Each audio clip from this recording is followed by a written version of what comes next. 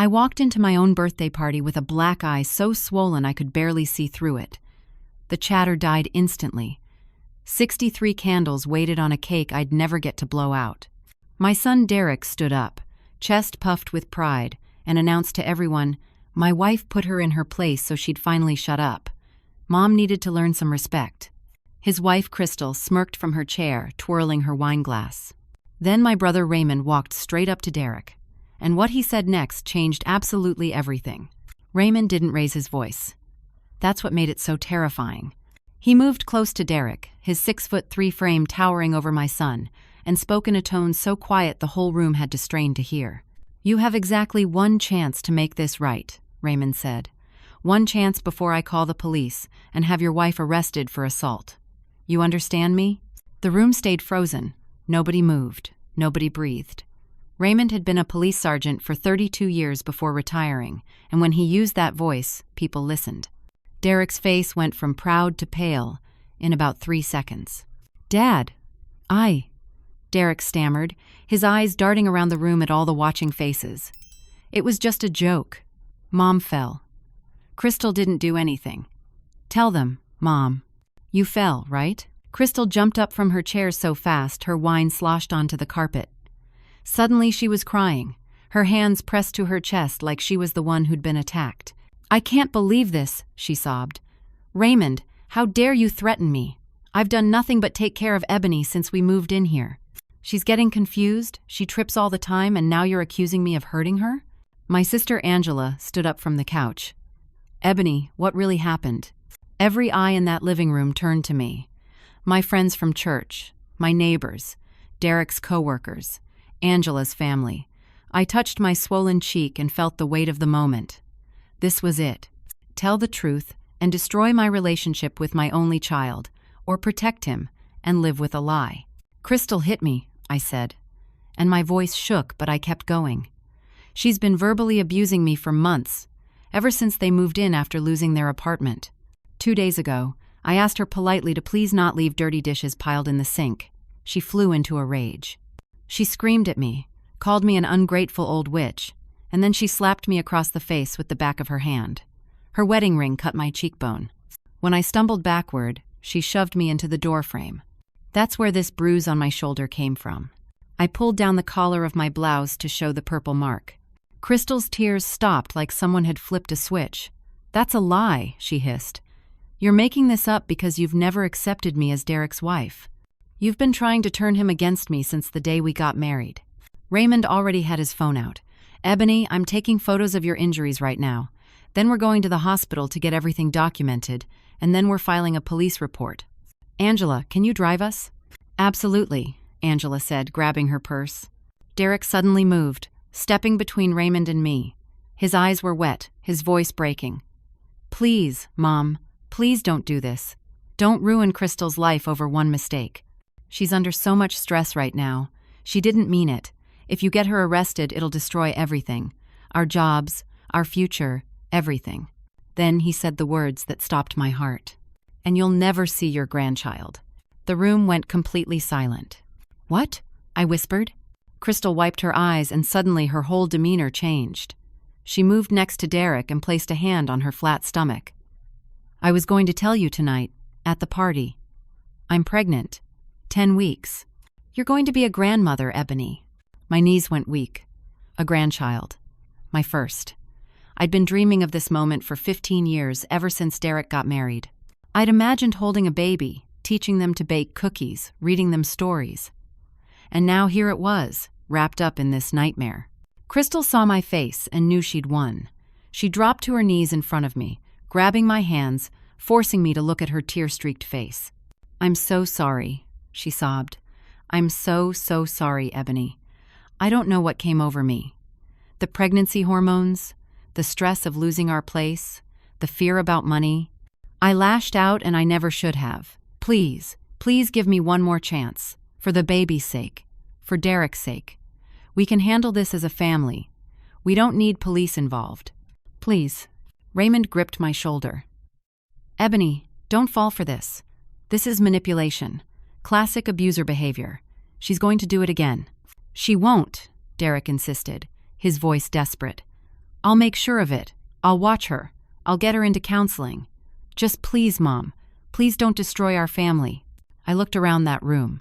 Half the guests were already gathering their coats, clearly uncomfortable with the whole scene. My best friend Linda had tears running down her face. My neighbor Mrs. Patterson looked horrified. This was supposed to be a celebration, and instead it had turned into a courtroom. "We'll handle this as a family," I heard myself say. "Without the police." Raymond's hand dropped from my shoulder. "Ebony, no. This is a mistake.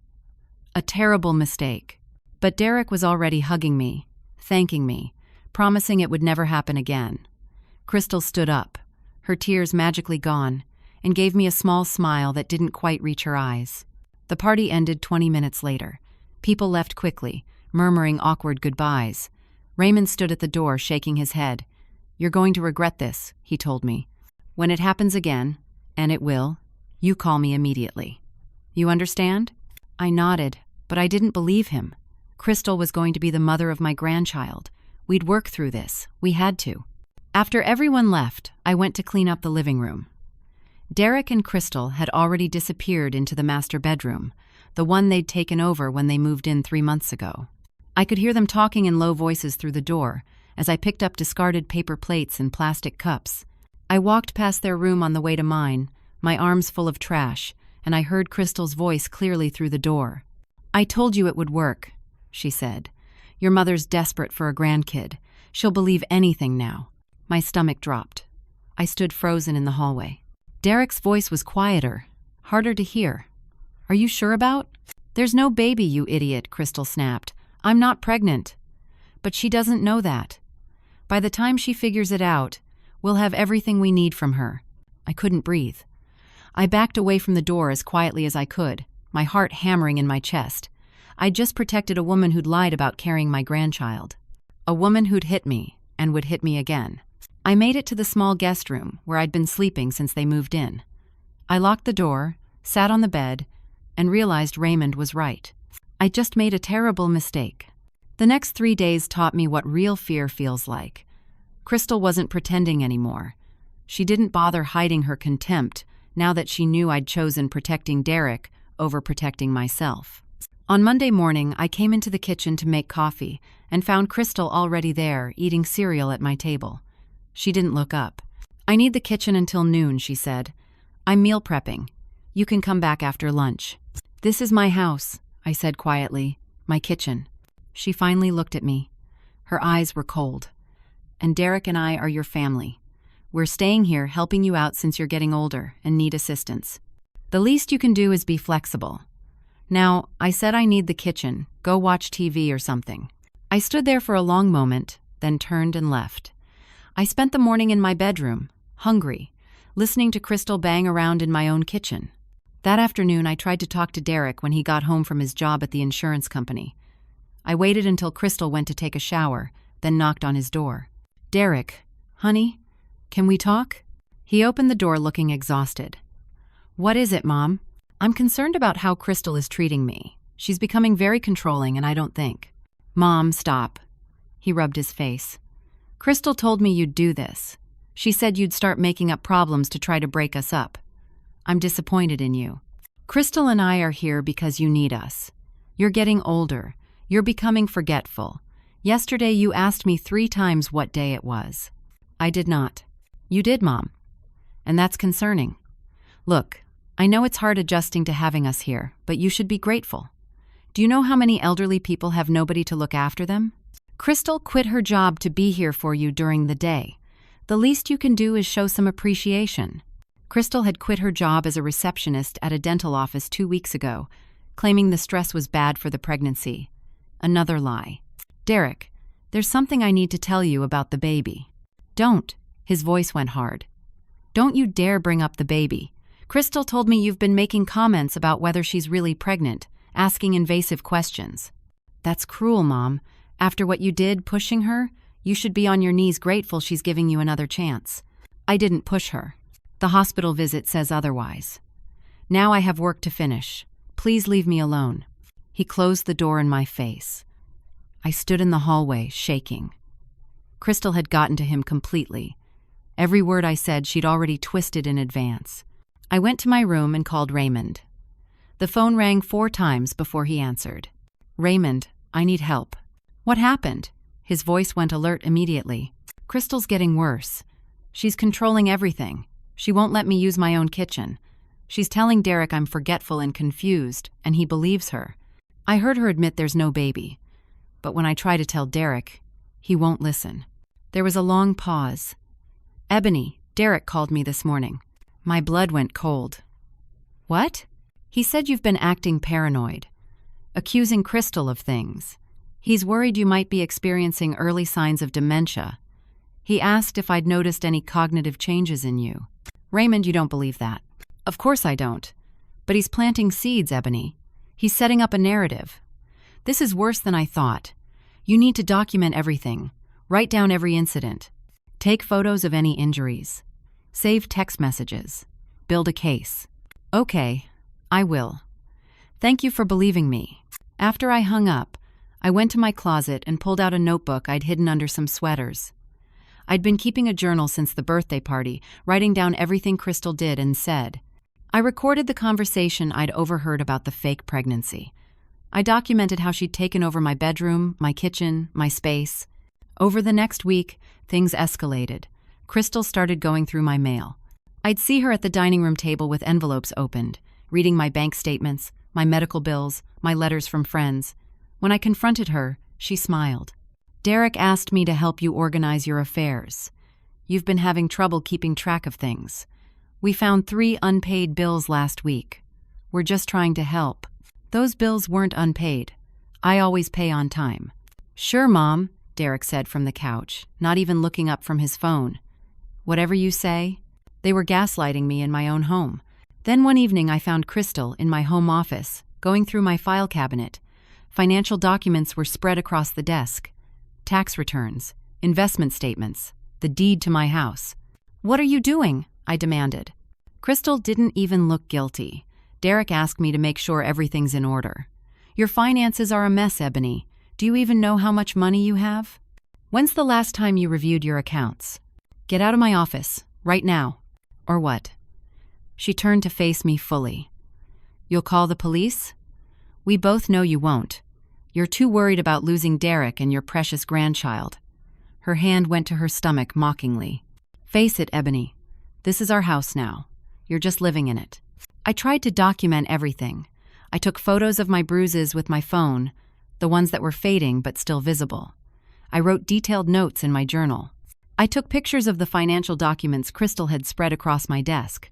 That Friday night, I finally managed to secretly call Raymond from my bathroom, the only place I had privacy.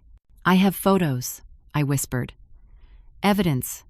I'm going to email them to you right now." "Good. Do it. And Ebony, Scott wants to meet with you. He's a lawyer, specializes in elder law. Can you get to your doctor's appointment Tuesday without Crystal?" "Yes. It's a patient privacy thing. She can't come into the exam room." "Perfect. Scott and I will meet you there. We'll figure this out." I hung up and spent 20 minutes in that bathroom, forwarding every photo to Raymond's email. Photos of bruises, photos of the documents, photos of the notebook pages where I documented the verbal abuse. Then I deleted the sent messages so Crystal wouldn't see. I felt hope for the first time in days. Tuesday was 4 days away. I just had to survive until Tuesday. But that night, I made a mistake. I left my phone on the bathroom counter for 10 minutes while I took a shower. When I came out, Crystal was standing in the hallway, holding my phone. "Forget something?" she asked sweetly. My stomach dropped. "Give me my phone." "You sent emails to Raymond. Photos. Your little journal entries. That's not very nice, Ebony. That's betraying family." She held the phone up, and I watched as she deleted everything. My photos, my texts, my sent messages, my email account. She factory reset the phone right in front of me. "There was a virus," she said, handing it back. "I fixed it for you. You really should be more careful with technology at your age." All my evidence was gone. Weeks of documentation vanished in seconds. I stood there holding my useless phone, watching Crystal walk away, and realized how truly trapped I was. The next afternoon, a Monday, things got infinitely worse. I was in the living room, trying to figure out how to recover my deleted files, when the doorbell rang. Crystal answered it. 2 police officers stood on the porch. "We're looking for Ebony," one of them said. "We need to speak with her about an incident." My heart stopped. Crystal's face transformed into perfect concern. "Oh, officers, please come in. I'm so glad you're here. We've been very worried about her." I stood up as they entered. "What's this about?" The female officer looked uncomfortable. "Ma'am, we received a report that you physically assaulted someone in this home last night, a Miss Crystal Walker. She claims you attacked her in an unprovoked rage." "That's a lie," I said. "I never touched her." "Mom, please," Derek said, appearing from the bedroom. "Let's just tell them the truth. You've been having these episodes. Last night you got confused and angry, and you shoved Crystal into the wall. You don't remember, but it happened. We have the bruises to prove it." Crystal lifted her shirt slightly, showing a purple bruise on her ribcage. "I didn't want to report it," she said, her voice shaking. "She's not well," but Derek insisted. He's worried she might hurt herself next. "When did this allegedly happen?" I asked the officers. "Last night, around 9 p.m. I was in my room, alone. I didn't touch anyone." The officers exchanged a glance. The male officer pulled out a notebook. "Miss Walker and Mr. Derek Walker both gave statements that match. They say you've been experiencing increased confusion and aggression. They mentioned a previous incident where you pushed Miss Walker down the stairs, causing her to miscarry." My knees nearly gave out. They were building a false history. Every lie was stacking up, creating a pattern that made me look violent and unstable. "That's not what happened," I said, but my voice sounded weak even to me. The female officer softened her tone. "Ma'am, has your family discussed having you evaluated by a doctor? Sometimes as we age, certain changes happen that can cause confusion, mood swings." "I'm not confused.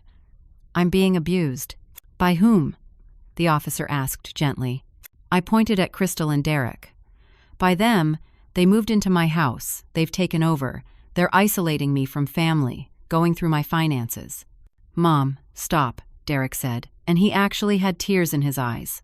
He was convincing even himself. "This is what we've been dealing with. She makes these accusations, she gets paranoid, and then she lashes out physically. Officer, I love my mother, but I'm terrified she's going to really hurt someone, or hurt herself." The officers looked at me with pity. They saw an elderly woman living with her concerned son and daughter-in-law. They saw a consistent story from 2 people against the confused claims of one. "We're not going to file charges today," the female officer said. "But I strongly suggest you see a doctor about these memory and behavior issues. There are treatments that can help. Your family clearly cares about you and wants to help." After they left, Crystal and Derek went back to the bedroom. I heard Crystal laughing. Actually laughing. I sat on the couch in my own living room and realized I'd lost. I had no evidence, no credibility, no way out. That night, I barely slept. Every time I closed my eyes, I saw Crystal's smirk, heard her laugh. The next morning was Tuesday. My doctor's appointment. My only chance. But when I woke up, my car keys were gone. My purse was gone. My wallet, my ID, my insurance card, everything. Crystal appeared in my doorway. "Looking for something?" "Where are my things?" "Derek has them. For safekeeping. We can't have you driving in your condition. You might hurt someone. Don't worry, I'll take you to your appointment." "No, I'm going alone." "I'm afraid that's not possible. The doctor wants to speak with me about your care plan anyway." Derek already called and explained the situation. I was trapped completely. No keys, no money, no ID. I couldn't even leave the house. Crystal drove me to the appointment, staying close the entire time. In the waiting room, she held my arm like I might run. When my name was called, I stood up. "Patient privacy," I said to Crystal. "You can't come back." Actually, the nurse said apologetically, "Your son called and added a note that Miss Walker should be present during the appointment. He's concerned about some memory issues you've been having." I wanted to scream. Instead, I walked back to the exam room with Crystal right behind me. Dr. Morrison came in, an older man I'd been seeing for 12 years. He looked concerned. "Ebony, your son called me yesterday. He's worried about some cognitive changes. Tell me what's been going on." This was my chance. I opened my mouth to explain everything. Crystal beat me to it. "Doctor, She's been having memory lapses. She gets confused about what day it is. She's made serious accusations against family members that aren't true. She's becoming aggressive. Last night she attacked me unprovoked. Is this true, Ebony? Dr. Morrison asked. No, none of it. I'm being abused. They're taking over my house, my finances, they're isolating me. I saw his expression change. Sympathy mixed with concern. He was hearing a paranoid elderly woman, not a victim. Let's do some cognitive screening, he said gently. He asked me questions. What day was it? Who was the president? Count backward from 100 by sevens. Draw a clock showing 3:15. I answered everything perfectly because there was nothing wrong with my mind. Your cognition seems fine today, Dr. Morrison admitted. But Derek mentioned you have good days and bad days. I'd like to refer you to a neurologist for a full workup. And in the meantime, I'm going to suggest you consider having someone help manage your medications and finances, just as a precaution. I don't need help.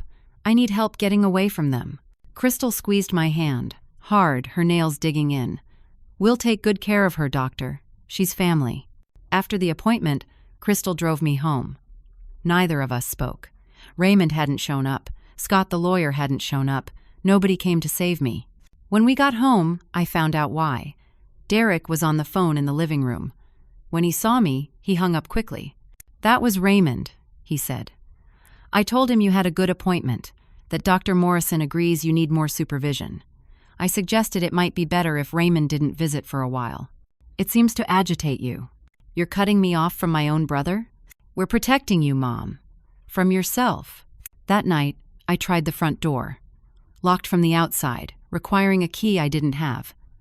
The back door, same thing. The windows had locks I couldn't open. I was a prisoner in my own home. I went to my room and lay on the bed, staring at the ceiling. I thought about that birthday party. Derek's proud voice saying Crystal had put me in my place. I thought about Raymond walking up to him, trying to save me. I'd chosen wrong that night. And now, I was living in hell. Wednesday morning, I woke up to find a lock on the outside of my bedroom door. An actual lock, installed overnight while I slept. Crystal saw me staring at it. Safety measure, she said cheerfully. Derek's worried you might wander at night, hurt yourself. This way we know you're secure. You're locking me in my own bedroom? Only at night. During the day, you're free to move around the house. Well, supervised, of course. Derek left for work at 7:30. The moment his car pulled out of the driveway, Crystal's mask dropped completely. Sit, she ordered, pointing at the kitchen chair. I was too exhausted to fight. Saturday. She put a bowl in front of me. Plain oatmeal, no sugar, no fruit.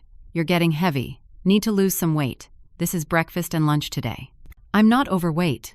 You will be, if you keep eating like an old lady at a buffet. Eat. I forced down the tasteless oatmeal while Crystal watched. When I finished, she took the bowl and locked the rest of the food in the pantry. She'd installed a padlock on it the day before. What am I supposed to eat later? You'll eat when I say you eat. Same way you'll sleep when I say sleep.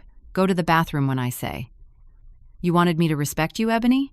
Well, respect works both ways. And right now, you're going to respect that this is my house. She left me alone in the living room and went to take a shower. The moment I heard the water running, I tried to escape. The front door was locked, requiring a key. The back door, same. Every window I tried wouldn't open. They'd locked everything. I pulled on the doors until my hands hurt, panic rising in my chest. I was trapped. Over the next 3 days, Crystal's abuse escalated in ways I never imagined.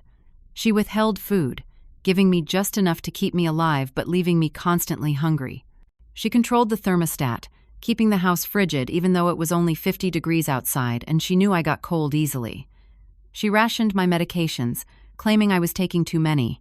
At night, she locked me in my bedroom.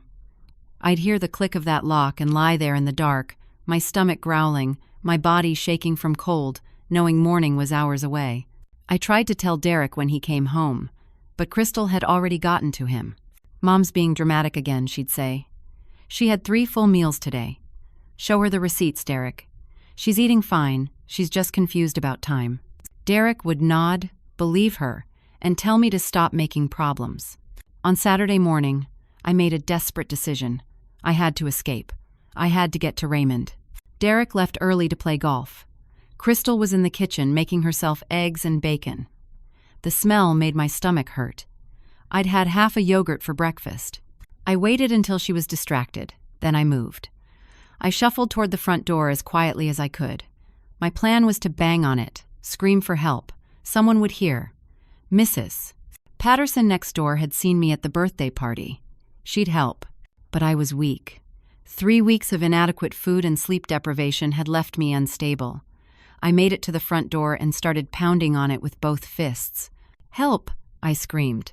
"Someone help me! I'm being held prisoner." Crystal appeared behind me. "Ebony, stop. You're going to hurt yourself." "Get away from me." I yanked on the doorknob, pulling with all my strength. Something gave way in my shoulder, a sharp pain. I cried out and stumbled backward.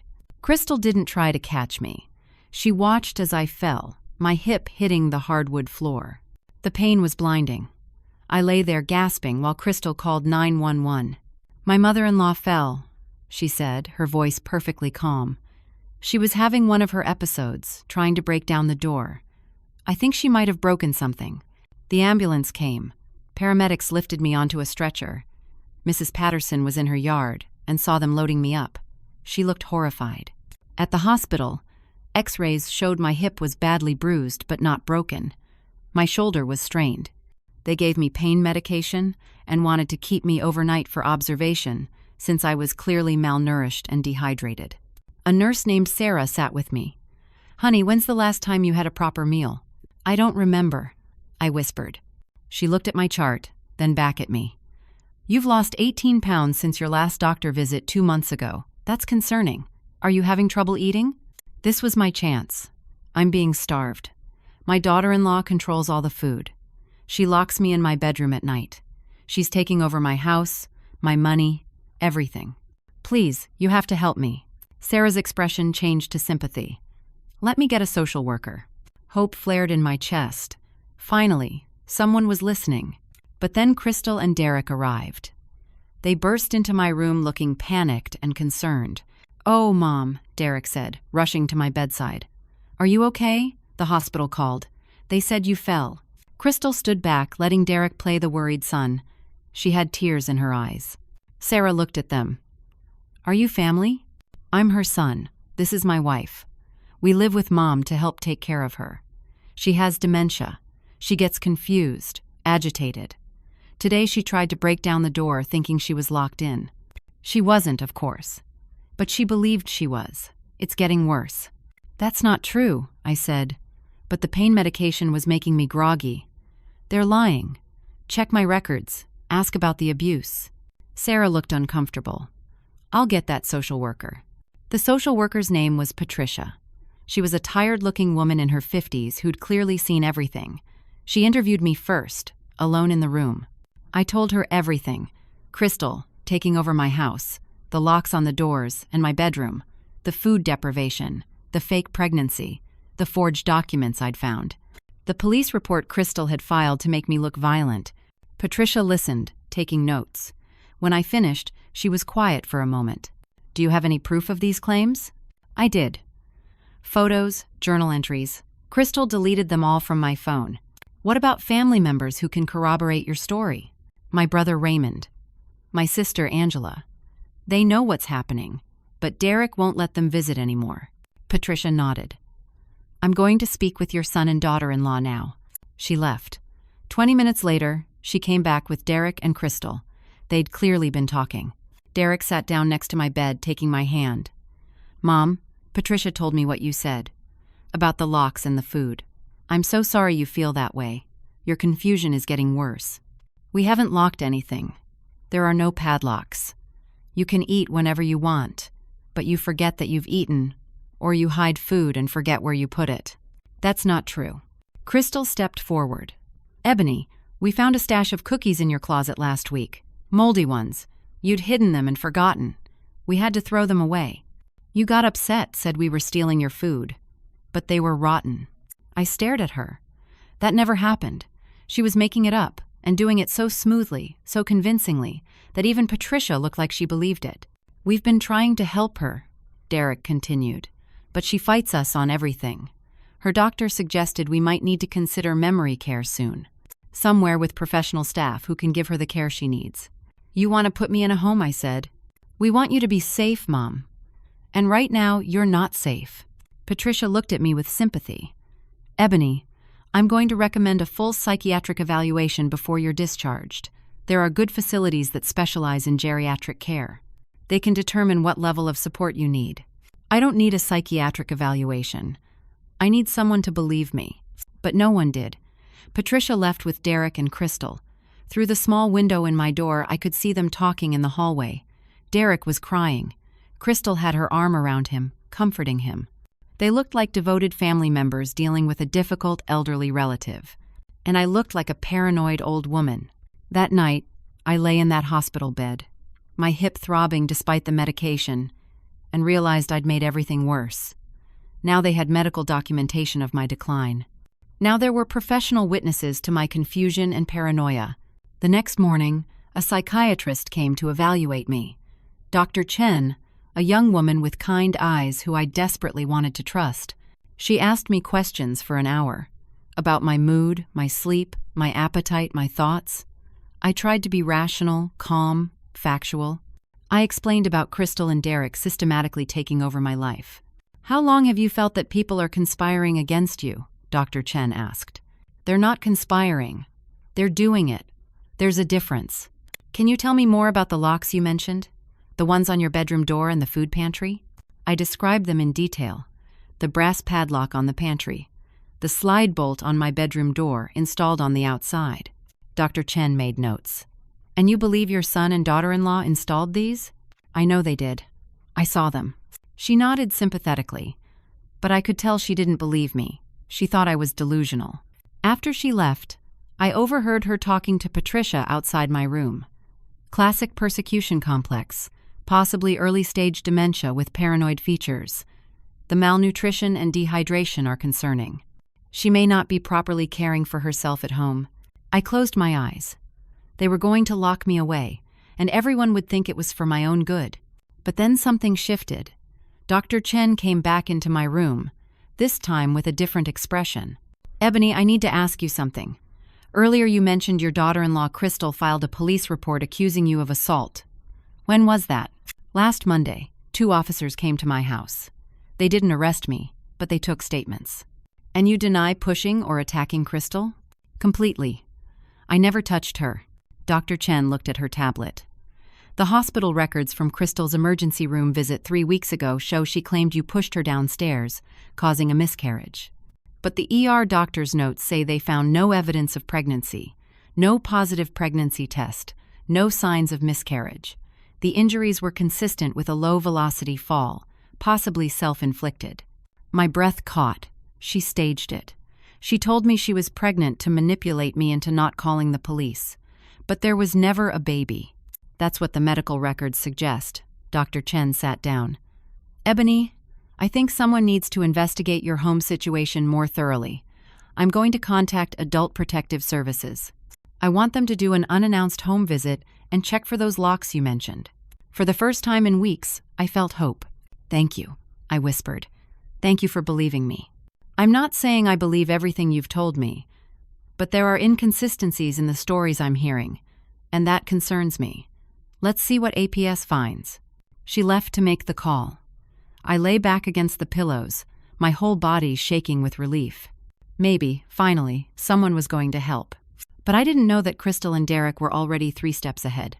Adult Protective Services didn't do an unannounced visit. They called Derek first to schedule an appointment. I found this out later, after everything fell apart. Derek had a full day to prepare. He removed the lock from my bedroom door. He removed the padlock from the pantry. He filled the refrigerator with fresh food. He opened all the window locks and put my car keys on the hook by the door, where they always used to hang. When the APS caseworker arrived on Thursday afternoon, the house looked perfect, normal, like a loving family home. I wasn't there to see it because I was still in the hospital. The discharge had been delayed because of concerns about my nutrition levels. They wanted to keep me another 2 days for observation and meal supplementation. The caseworker, a man named James, found nothing suspicious. Derek showed him my bedroom. the pantry, the unlocked doors. He explained that I'd been confused, paranoid, making false accusations.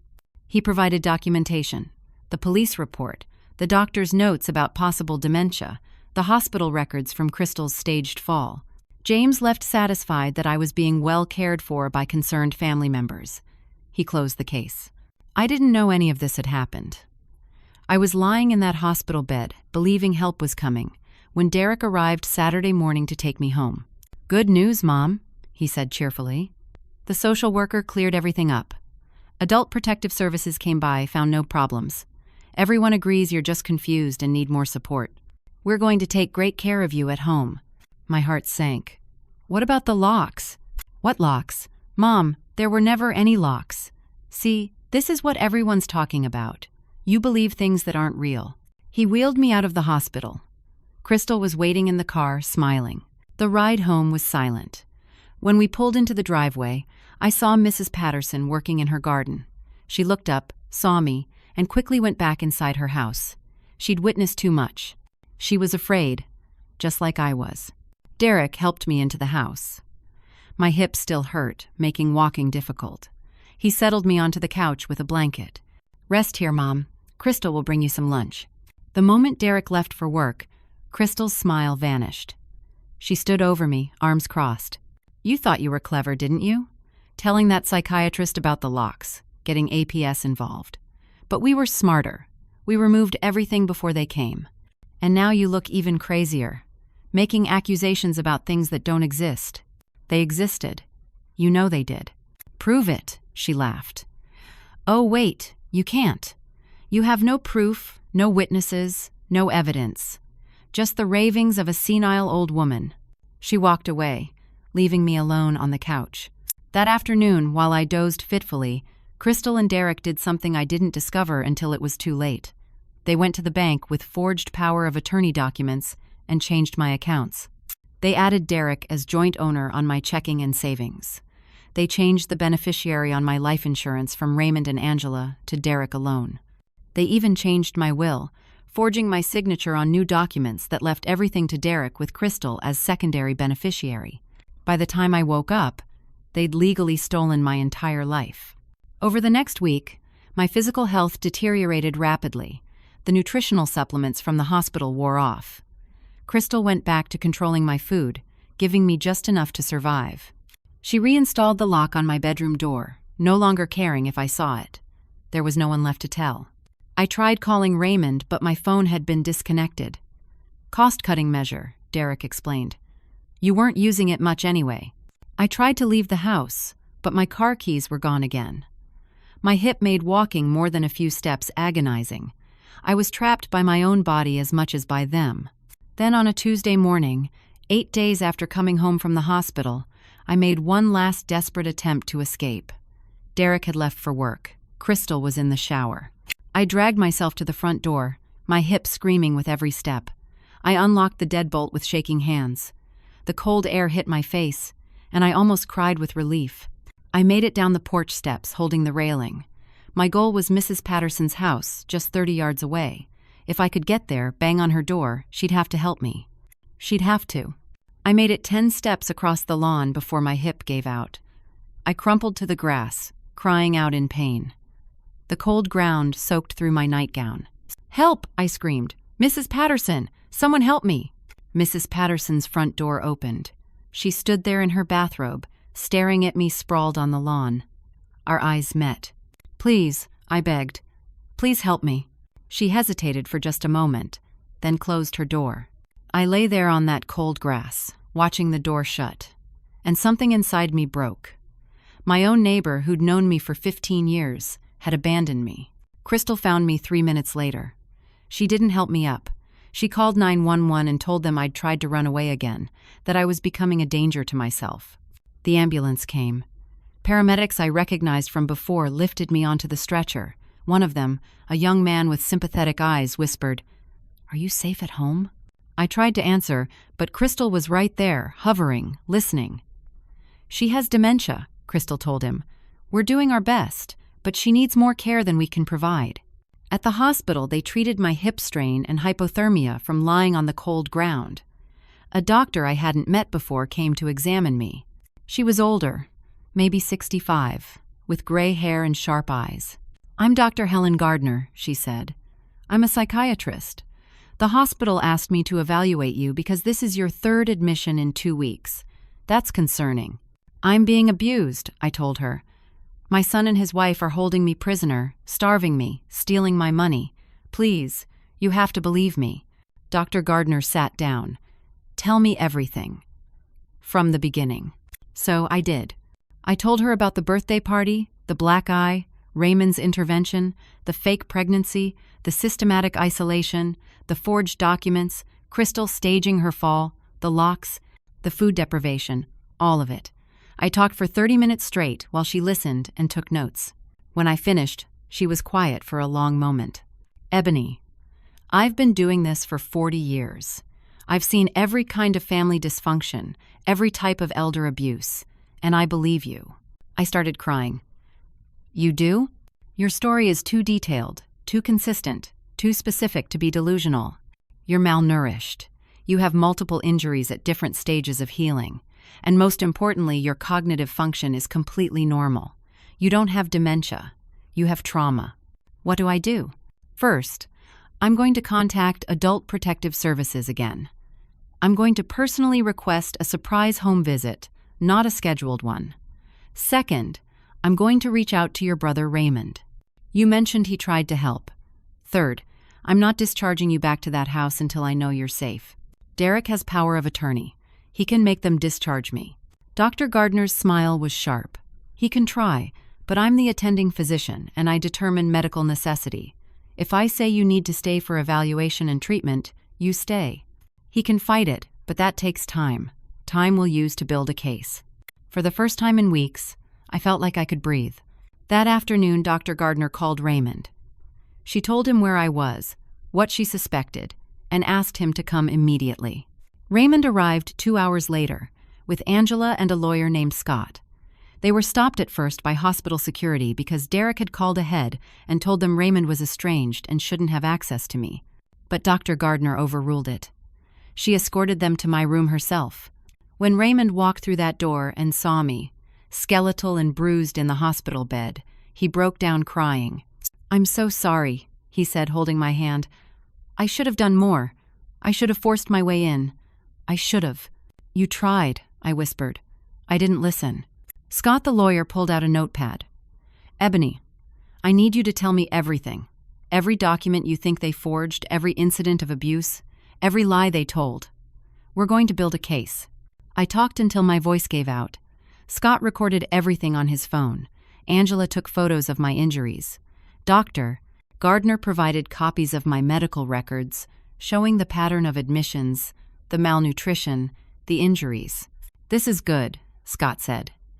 "But we need proof of the forgeries. We need witnesses. We need that caseworker James to realize he was duped. And most of all, we need to move fast, before Derek tries to transfer you to a facility we can't access." There's a home health aide, I remembered. Stephanie, Crystal's friend. She was there, saw everything. She helped them control me. "Do you have her contact information?" "No, but Derek would. He hired her through an agency." Scott made notes. "I'll find her. People like that, they don't usually have strong loyalty. If we can flip her, get her to testify." But we all knew it was a long shot. Stephanie was Crystal's friend. Why would she betray her? That evening, Derek showed up at the hospital with papers. He wanted to transfer me to a long-term psychiatric facility. Dr. Gardner refused. "Your mother doesn't meet the criteria for involuntary commitment," she told him. "She has no dementia, no psychosis, no danger to self or others. She tried to run away in her nightgown. She collapsed in the yard. She's clearly not competent. She was trying to escape an abusive situation. That's not mental illness, Mr. Walker. That's survival instinct." Derek's face flushed red. "I'm her son. I have power of attorney." "A power of attorney I'm going to challenge," Scott said, stepping into the hallway. "Hello, Derek. I'm Scott Morrison, Ebony's attorney. Those POA documents were forged. We'll be proving that in court." Derek looked between Scott and Dr. Gardner, realizing he was losing control. This is ridiculous. I'm trying to help my mother. By stealing her money? By locking her in her bedroom? By starving her? Raymond moved forward and Derek actually backed up. I should have beaten sense into you at that birthday party. Maybe I still will. Are you threatening me? I'm promising you, Raymond said. If you've hurt her, if you've taken a single dollar, I'm going to make sure you pay for it. Derek left, but not before warning us. You're going to regret this. Crystal and I have documentation, medical records, witness statements. We'll prove Mom's incompetent. We'll get conservatorship. And then, Raymond, you'll never see her again. After he left, Scott turned to me. He's going to fight this hard. We need evidence. Real, solid, indisputable evidence. Do you have any idea where they might have hidden the original documents? Photos? Anything? I thought hard. Crystal keeps everything in her purse. She's paranoid about me finding things, but I don't know how we'd get access to that. Let me work on that, Scott said. In the meantime, Dr. Gardner is going to keep you here as long as she medically can. But that's maybe 5 more days at most. We need to move fast.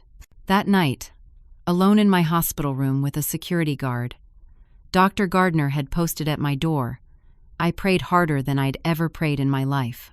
I prayed that Scott would find evidence, that Stephanie would develop a conscience, that someone, somewhere, would believe an old woman over her lying son. I prayed for a miracle. And then, 3 days later, I got one. Stephanie showed up at Raymond's house at 9 o'clock on a Friday night. Raymond called me at the hospital immediately. She's here, he said, his voice shaking with excitement. Ebony, Stephanie's here. She wants to talk. Dr. Gardner, who'd been reviewing my chart at the nurse's station, rushed to my room, put him on speaker. Raymond did. We could hear crying in the background. Tell her, Raymond said to someone. Tell her what you told me.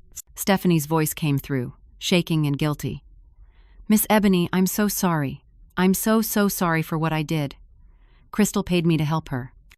She said you were rich and stingy, that you were making Derek's life miserable, that you deserved to be taught a lesson. I needed the money. My daughter's sick. I have medical bills. But that's no excuse. What we did to you was evil. Do you have proof? Dr. Gardner asked. Did you document anything? I recorded some of our conversations. Crystal's and mine. I was scared she'd turn on me eventually, so I kept recordings on my phone, just in case. Scott arrived at Raymond's house 20 minutes later. By midnight, he'd listened to all of Stephanie's recordings. There were 14 of them. Crystal's voice, clear and unmistakable, discussing the plan. In one recording, the old bitch actually believed the pregnancy lie. Can you believe it? She's so desperate for a grandkid, she'll swallow anything. In another, Derek's weak, but he'll do what I say. He always does. Once we have the money, we'll dump her in the cheapest nursing home we can find and forget she exists. In a third, I'm thinking 50. 50 split. You help me keep her controlled for 6 months. We sell the house, cash out her accounts, and disappear. Derek gets his share, you get yours. Easy money. Scott called me at 1 a.m. We have her. The recordings are admissible. Stephanie's willing to testify. She's terrified of going to jail, so she's cooperating fully. We can file charges. I couldn't speak. I just cried. I'm filing emergency motions first thing Monday morning, Scott continued. Restraining orders against Derek and Crystal. Petition to void the forged documents. Emergency hearing to challenge the power of attorney. But Ebony, there's something you need to know. Derek found out somehow that Stephanie came to us. Crystal just called Stephanie, threatening her. They know we have the evidence. What does that mean? It means they're going to accelerate whatever they're planning. They're going to try to move you before the hearing. Dr. Gardner, how much longer can you keep her? 2 more days, maximum, Dr. Gardner said. The insurance company is already questioning the extended stay. Then we need to move faster. I'm going to call a judge I know, see if I can get an emergency order tonight. In the meantime, Ebony stays under security. No visitors except family we approve. But the next morning, Saturday, Derek and Crystal made their move. They arrived at the hospital at 7:15 a.m. with a private transport ambulance and transfer papers. Not to another hospital. To a locked memory care facility called Sunset Hills, 3 hours away in another county. The paperwork looked official. Derek's power of attorney signature, a doctor's order for transfer, allegedly from Dr. Gardner, but with a signature that didn't quite match hers. The floor nurse, who didn't know about the security concerns, started preparing me for transport. "Wait," I said. "Call Dr. Gardner. She didn't authorize this." "Ma'am, it's 7 in the morning. Dr. Gardner isn't on duty yet, but the paperwork is all here. Your son says it's urgent, that there's a bed waiting for you. Don't let them take me, please." But the nurse looked uncomfortable, caught between protocols. Derek was my son, he had legal documents, and I looked like an elderly woman being irrationally resistant to medical care. The transport team came in with a stretcher. 2 large men in medical uniforms. They were polite but firm. "No," I said, trying to get out of bed. "I don't consent. I don't consent to this transfer." "Mom, please," Derek said, and he actually looked sad. "This is for the best. Sunset Hills is a great facility. They'll take good care of you." Crystal stood in the doorway, smiling. She'd won. In 10 minutes, I'd be in that ambulance. In 4 hours, I'd be locked in a memory care unit where no one would believe anything I said. I opened my mouth to scream, to fight, to do anything. And then Raymond burst through the door. He wasn't alone. Scott was with him. 2 police officers were with them. And they were carrying papers. "Stop," Raymond commanded. His retired sergeant voice filled the room. Nobody moves. The transport team froze. Scott handed papers to Derek. "Emergency court order issued at 0600 this morning. All power of attorney documents bearing your name are suspended pending investigation of forgery. Any transfer authorization you've given is void. Touch her, and you're in violation of a court order." Derek's face went white. Crystal grabbed his arm. "You can't do this," she hissed. "We have legal authority." "You have forged documents," one of the police officers said. "And we have recordings of you admitting to elder abuse, financial exploitation, and fraud. Crystal Walker, Derek Walker, you're both under arrest." I watched from my hospital bed as they handcuffed my son and his wife. Crystal screamed and fought. Derek went silently, his head down. As they led them out, Crystal turned back to look at me. "You won't win," she said. "We'll fight this. We'll prove you're crazy. You'll rot in a state home." "No," Raymond said quietly. "She won't, because unlike you, we have the truth." After they were gone, Dr. Gardner arrived, out of breath. I got Scott's call. I came as fast as I could. "Are you okay?" I couldn't answer. I was shaking too hard. Raymond sat on the edge of my bed and held me while I cried. "It's over," he whispered. "You're safe now. It's over." But it wasn't. Not quite yet. Over the next 2 weeks, while I recovered in the hospital and then at Raymond's house, the full investigation unfolded. Police searched my home and found the original financial documents hidden in Crystal's closet. They found evidence of $78,000 transferred from my accounts into accounts Derek and Crystal had opened in my name. They found a forged will. They found locksmith receipts for the bedroom door lock and the padlock for the pantry. They found everything. The district attorney's office built a case. Elder abuse, financial exploitation, fraud, forgery, assault. The charges kept piling up. Derek and Crystal's lawyer tried to fight it. He argued that Derek had been manipulated by Crystal, that he was a victim too. In some ways, maybe he was. Crystal was a master manipulator. But Derek had made his choices. He'd sided with his wife over his mother. He'd participated in the abuse. He'd forged documents and stolen money. The trial was set for 6 months later.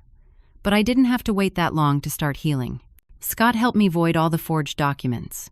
The bank restored my accounts. The forged will was thrown out. The house was returned to my sole ownership. Every lock was changed. Angela moved in with me temporarily while I regained my strength. Raymond visited every day. Dr. Gardner connected me with a therapist who specialized in trauma. I joined a support group for elder abuse survivors. Slowly, painfully, I started to feel like myself again. The trial came. Stephanie testified. The recordings were played for the jury. I testified about the abuse, the starvation, the locks, the terror. Crystal showed no remorse. She glared at me from the defense table like I'd wronged her. Derek cried when he testified. He admitted to everything. He said he'd been weak, scared of Crystal, desperate for money. He apologized to me through tears. I wanted to feel sorry for him. He was my son. But every time I looked at him, I saw him standing at my birthday party, proudly announcing that his wife had put me in my place. The jury deliberated for 3 hours. Guilty on all counts. Crystal was sentenced to 5 years in prison. Derek got 3 years plus 5 years probation. At sentencing, the judge asked if I wanted to make a statement. I stood up, my hands shaking, and looked at my son. "I loved you from the moment you were born," I said. "I would have done anything for you. I gave you everything I had, and you repaid that by trying to steal my life. You broke my heart, Derek. You broke my trust. I hope prison gives you time to think about what you've done. I hope you find redemption. But I also hope you understand that some things, once broken, can never be fully repaired." Derek sobbed. "I'm sorry, Mom. I'm so sorry." "I know you are. But sorry doesn't undo the damage." I sat back down. The judge nodded and read the sentence. The day Derek and Crystal went to prison, I stood in my house, finally alone and safe, and tried to figure out who I was now.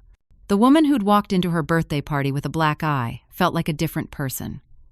That woman had been naive, trusting, desperate to keep her family together at any cost.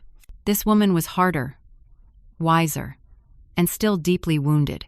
Raymond helped me install a new security system. Cameras on every door, motion sensors, panic buttons in every room. Maybe it was overkill, but I needed to feel safe. Angela stayed with me for another month before moving back to her own place. "You call me anytime," she said when she left, "day or night. Anytime you need anything." I started therapy twice a week. My therapist, Dr. Simmons, specialized in trauma recovery. She taught me about PTSD, about hypervigilance, about how the brain responds to prolonged abuse. "You're not broken," she told me. "You're injured. There's a difference. Injuries heal." I wanted to believe her. The support group Dr. Gardner had recommended met every Tuesday evening at a community center downtown. The first time I went, I almost turned around in the parking lot.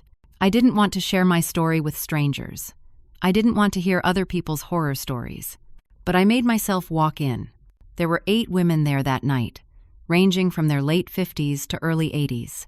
Each one had been victimized by family members. Daughters, sons, grandchildren, in-laws. Financial exploitation, physical abuse, emotional manipulation. The details varied, but the pain was universal. When it was my turn to share, I broke down 3 sentences in. A woman named Dorothy, who had to be 85 if she was a day, moved her chair next to mine and held my hand while I cried. "Let it out, honey," she said. "We understand. We've all been where you are." Over the following months, that group became my lifeline. They understood in ways no one else could. They didn't judge me for taking so long to escape. They didn't question why I'd protected Derek at the birthday party. They just listened and supported and shared their own journeys. Dorothy became a close friend. Her son had stolen her life savings and abandoned her in a nursing home. She'd fought her way out, got her money back, and now spent her time volunteering with elder advocacy groups. "Don't waste your second chance," she told me. "You survived. Now you have to decide what you're going to do with the life you got back." I thought about that a lot. What was I going to do? I started volunteering at a local senior center, helping with their financial literacy program. I taught classes on recognizing elder abuse, on protecting yourself from exploitation. I shared my story, over and over, if it meant even one person might recognize the warning signs in their own life. Mrs. Patterson, my neighbor who'd closed the door on me that terrible morning, came to my house 6 months after the trial. She stood on my porch with a cake and tears in her eyes. "I'm so sorry," she said. "I was scared. I didn't know what to do. I thought if I got involved, they might hurt you worse." It was cowardly, and I've regretted it every day. I could have turned her away. Part of me wanted to, but I thought about Dorothy's words. "Don't waste your second chance." "Come in," I said. "Let's have some cake." We've had tea together every Thursday since then. She's become one of my closest friends. 1 year after the trial, I got my first letter from Derek. It had been sitting in my mailbox for 3 days before I could bring myself to open it. The first page was mostly self-pity. How hard prison was. How unfair the sentence. How much he missed his freedom. I almost threw it away. But then the tone shifted. "I've been going to therapy here," he wrote. "The prison has a program for inmates who've committed crimes against family members. I'm learning about something called coercive control, how Crystal manipulated both of us. But I'm also learning that I'm responsible for my own choices. I chose to believe her over you. I chose to forge those documents. I chose to stand by while she abused you. I can't blame everything on Crystal. I have to own what I did." The letter continued for 4 more pages. He talked about his childhood, about always feeling like he wasn't good enough, about how Crystal had made him feel powerful by putting me down. He talked about the moment at the birthday party when he'd announced what Crystal had done, how proud he'd felt, how sick that made him now. "I don't expect you to forgive me," he ended the letter. "I don't even know if I can forgive myself, but I want you to know I'm trying to become a better person. If I ever get out of here, I want to make amends somehow. I don't expect a relationship with you. I just want you to know that I finally understand how badly I hurt you, and I'm sorry. I'm so sorry." I read that letter 3 times, then I put it in a drawer and didn't respond. 3 months later, another letter came. This one was shorter, less self-focused. He asked how I was doing. He said he'd heard from Raymond that I was volunteering, that I seemed stronger. He said he was proud of me. That letter I answered. 1 page. I told him I was healing. I told him I hoped he was genuinely working on himself. I told him that forgiveness, if it came, would be a long process. I didn't know if we'd ever have a relationship again, but I'd keep reading his letters. We've been corresponding for a year now. His letters have matured, become more thoughtful and accountable. He talks about the other inmates he's met, the things he's learning about himself, the ways he wants to change. I don't know what our future looks like. Maybe when he gets out in 2 years, we'll try to rebuild something. Maybe we won't. I'm okay with either outcome now. I've learned that family isn't just about blood. It's about who shows up for you, who protects you, who values you. Raymond and Angela have been my real family through all of this. They never gave up on me. 2 years after that nightmare birthday party, I celebrated my 65th birthday very differently. Just a small gathering at my house. Raymond, Angela, Mrs. Patterson, Linda, Dorothy from my support group, and a few other friends. There was a cake with 65 candles. I'd baked it myself. Chocolate with vanilla frosting, my grandmother's recipe. When everyone sang happy birthday, I actually felt happy. Raymond raised his glass of sparkling cider and gave a toast. To Ebony, the strongest woman I know. You survived, you fought, and you won. Everyone clinked glasses. I looked around at these faces, these people who'd stood by me or found their way to me in the aftermath. My chosen family. "I want to say something," I said, standing up. My voice was steady now, strong. 2 years ago, I stood in this room with a black eye, and I made a choice that almost destroyed me. I chose protecting my son over protecting myself. I chose keeping the peace over telling the truth, and I paid a terrible price for that choice. Everyone was quiet, listening. But I also learned something. I learned that it's never too late to fight back, that asking for help isn't weakness, it's courage, that believing in family doesn't mean accepting abuse, that even when the people closest to you betray you, there are still good people in the world, and you don't have to suffer in silence. I looked at Raymond. My brother never gave up on me, even when I gave up on myself. I looked at Dr. Gardner, who'd come to the party. Professionals who listen and believe can save lives. I looked at Dorothy. Other survivors can light the way when everything feels dark. Most importantly, I continued, I learned that my voice matters, my life matters, my dignity matters, and no one, not even my own child, has the right to take those things away from me. I'm 65 years old, and I've been given a second chance at life. I'm not going to waste it. There were tears and applause. We ate cake and laughed and told stories. For the first time in years, I felt whole. Later that evening, after everyone had left and I was cleaning up, I found an envelope on the table. Inside was a card from Derek. Raymond must have brought it. "Happy birthday, Mom," it read. "I'm not there, and I understand why, but I wanted you to know I'm thinking of you. I hope you're surrounded by people who love you and treat you the way you deserve. I hope you're happy. That's all I want for you now. Love, Derek. I put the card on my refrigerator. Small steps. Maybe one day there would be healing between us. Maybe not. But either way, I was going to be okay. I stood in my kitchen, in my house, and felt something I hadn't felt in a long time. Peace. The journey from victim to survivor to thriver is long and hard. There are setbacks and bad days. There are nights I still wake up panicked, thinking I hear a lock clicking on my bedroom door. There are moments in the grocery store when I see someone who looks like Crystal, and my heart races. But there are also mornings I wake up grateful to be alive. Afternoons I spend helping other seniors protect themselves. Evenings I spend laughing with friends who genuinely care about me. I got my life back. More than that, I got myself back. The woman who stood at that birthday party with a black eye would barely recognize me now. She was broken, scared, desperate.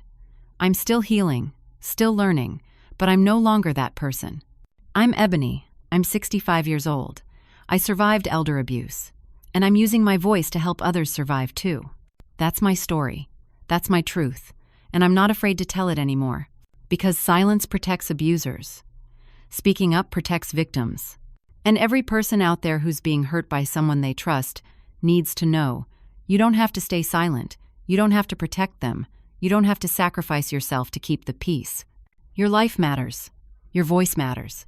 And it's never, ever too late to fight back. 3 years after the birthday party, I received a call from the State Bar Association. They wanted me to testify in support of new legislation strengthening protections for elder abuse victims. They wanted me to tell my story to state legislators. I said yes. Standing in that hearing room, speaking into a microphone while politicians and advocates listened, I felt the final piece of my healing click into place. I wasn't just surviving anymore. I was making sure others would have better protections than I'd had. The legislation passed 6 months later. It's called the Elder Justice Act, and it includes provisions for unannounced welfare checks, stricter penalties for financial exploitation, and mandatory reporting by medical professionals when they suspect abuse. I was there when the governor signed it. Raymond and Angela stood beside me. Mrs. Patterson came. Dorothy brought 5 other women from our support group. The governor shook my hand. This wouldn't have happened without your courage, Miss Ebony. Thank you for speaking up. Thank you for listening, I said. That's what it comes down to, really. Listening, believing, acting. If you know someone who's being hurt, listen to them, believe them, help them. Don't wait until it's almost too late like it was for me. And if you're the one being hurt, please know, you deserve better. You deserve safety, dignity, and respect, no matter how much they've convinced you otherwise. Reach out, tell someone, keep telling people until someone listens, because you matter, your life matters. I'm living proof that you can survive, heal, and even thrive after abuse. But you have to take that first step. You have to speak up. Don't wait for a birthday party disaster. Don't wait until you're locked in your bedroom or collapsed in your yard. Speak up now. Fight back now. Save yourself now. Because you deserve a second chance at life, just like I got. And trust me, that second chance is worth fighting for. Now I want to hear from you. Have you or someone you know experienced elder abuse or family betrayal? How did you find the strength to speak up, or what held you back? Share your thoughts in the comments below. Your story might be exactly what someone else needs to hear today. If this story touched your heart or opened your eyes, please hit that like button and subscribe to hear more stories of survival and triumph. Share this with someone who might need to hear it, someone who might be suffering in silence. Together, we can break the silence around elder abuse and help more people find their way to safety and healing. Thank you for listening to my story. I hope it gives you courage, hope, or at least the knowledge that you're not alone. Take care of yourselves, protect each other, and never stop fighting for the life you deserve.